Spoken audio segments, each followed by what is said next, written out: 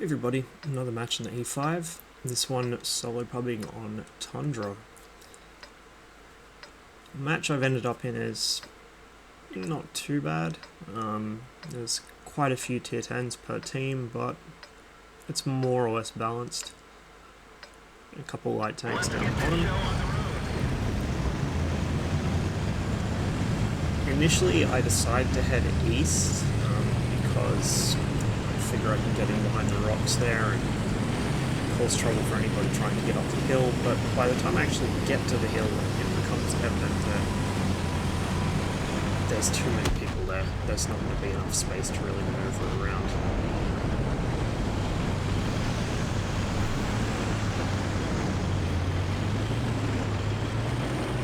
So I get about this far and I notice that the west is kind of open, the river's been left kind of open. There's really no need for this many people on the zero line. So I turn around and start heading back towards the east side. I was thinking, west side, correction. I was thinking of going all the way west down the 1 and 2 lines, but by the time I got part way up the hill here, I kind of changed my mind and decided, actually, you know what, I don't really need to. I can head down through the river and try and get a flank on anybody that pushes the west through there. I also wanted to go rescue up T-44 from this KV-4. KV-4 is stock, he's only got 122mm guns, so I basically don't have anything to worry about from this guy as long as I keep my front pointed at him, especially since the buff to the E5's cupola, which you can see him bouncing off right there. He does have a T-57 in support, but the T-57 is even having trouble getting through my armor. Unfortunately, I kind of bump a T-49 there. I don't know why he was sitting in the open to make that shot when he could have easily flanked the KV-4 or, fired from cover. But I pull back a bit to try and bait the T-57 out, which I'm able to do. Get a shot into his side there. He doesn't seem able to figure out who he wants to shoot at the most, so he's just spreading his clip all over the place, which is not really a good idea. I should have just picked a target and stuck with it. Now he's on reload. Now I do have this AMX to my right, so I can only push out so far to cover 57. You get a shot through him there, but then the Object 268 forces me back into cover. Unfortunately, our T-44 takes a big risk there. T-57 loads and hits him. Despite the threat of the 268, I start looking for another shot on 57, which I get, and once again a shot skips off my turret. This thing is really, really strong now. The Patton was able to get a shell into me because I had my turret turned side onto him at the time, but even with the 268 pen APCR of the M68 gun, I mean, you can see where the Patton penned me there, right in the side of my turret. He wasn't even shooting at the cupola. It looks like my mantless 8-1, my front plates bounced a couple. I'm not sure what that AMX was hoping to achieve, but if it was going back to his garage, then he was successful. The Patton's being a nuisance, but he's mostly bothering other people at the moment. He's by far the best player on the enemy team, so he's really the only person here I've got to worry too much about. The 268 is pretty decent, but he's also pretty distracted trying to deal with the shit on the hill. I pull in behind the KV-4 using its wreck as cover from the 268 while I deal with the T-57. I skip one off his turret, hitting the joint between the two parts of it, which is usually a good way to bounce, but he's also struggling to get a shot through me.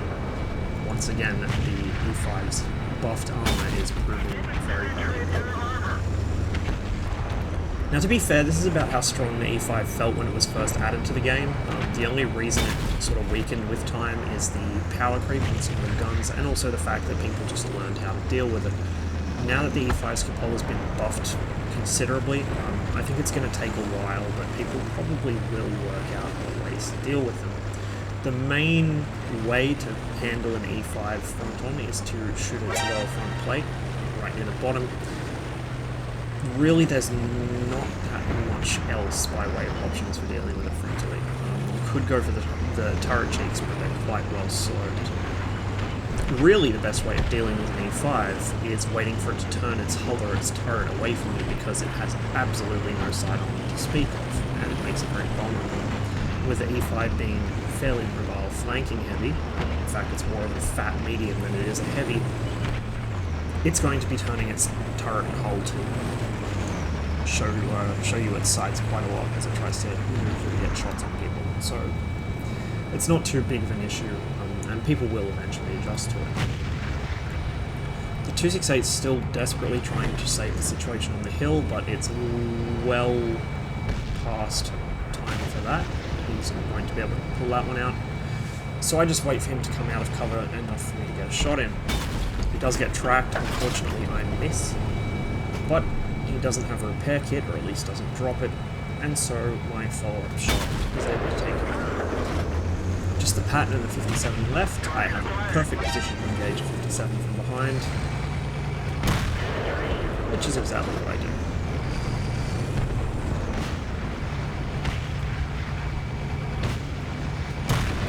Down goes the 57. The pattern makes one last killing shot there before I'm able to finish him off. So, pretty solid E5 match. Just to sort of pan around and show you where I took hits, you can see one shell ricocheted off the right side of my, or looking at it this way, the left side, but my tank's right side on the front, just bad angle. The side of the gun mantlet ate another shell. One skipped off my cupola. I think that was one of the T-57's last few shots, and that's the pen from the M48 pattern there. There's also a bounce right there. It looks like whoever it was, probably the T-57, was going for my turret cheek. No shell marks in the lower part of my tank, because I was hiding it behind cover most of the time, and none on the sides or rear. I only took one damaging shot that match from the pattern, which was that one right there. And this is basically how you deal with an E5. Because they will tend to move around a lot, you just wait for them to go somewhere else and then fire at them. So if I pan around the tank a bit, when you're dealing with an E5 front on, because you don't have that weak spot so much up there anymore, you're going to have to rely on this. There's no point shooting anywhere above the tracks. That's all tin work, none of it's hitbox. This is all hitbox, but it's so well sloped and so thick you're not likely to pen it. Now, I'm not sure if you can technically pen the nose plate right on the casting seam there, but it's such a narrow thing to hit, you'd be lucky to get a shell in there anyway. Now, worth noting is you do have this slight flattening of the lower front plate around the bump stops for the front torsion bars. Or sorry, that's actually for the front torsion bars themselves, I stand corrected. You do have that. I'm not sure how effective it will be to fire at that, but that's an option. The turret cheeks, as I said, they are there, but they're very well sloped. They're a much smaller target than they are on the M103. You do have a bit of roof here, but it's very well angled. If we look closely at the geometry of the cupola here, a lot of the time people used to aim up here, too high on it, which is very well sloped. As you can see from the side here, it would just skip off. However, because its thickness has been played with a bit, or at least it seems it's been played with a bit, now even shooting at the bottom ring, which is more or less vertical, is a good way to bounce. And of course, if you hit this, you're not going to get through it. So when dealing with an E5 from the front, really, if you can't see the lower front plate, you may as well just go engage something else. I mean, maybe if you get lucky, you could get a shot to bounce off of the mantlet down into the top, since that's, I'm pretty sure, possible now. But no, it doesn't really give you many options. However, the moment the E5 turns even this much of its side to you, you have a much better target, because the E5 has a really, really thin side armor. The real problem here is the tracks are quite thick, and so broad tracks means effectively spaced armor, but the E5's side armor is really, really poor, so most high-tier guns, tier 10 heavy guns in particular, will punch through this from this kind of angle without much trouble, as long as you're firing AP. or APCR. Heat will not get through the tracks.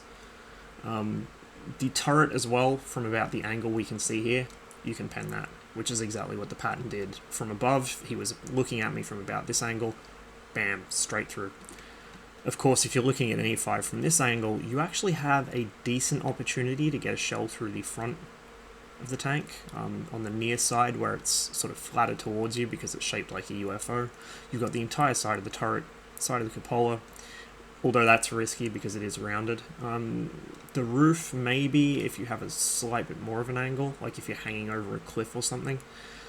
The rear of the E5 is vulnerable to pretty much anything. If you hit an E5 in the back with a T-49's HE round, it will probably blow it the fuck up. The E5 is really...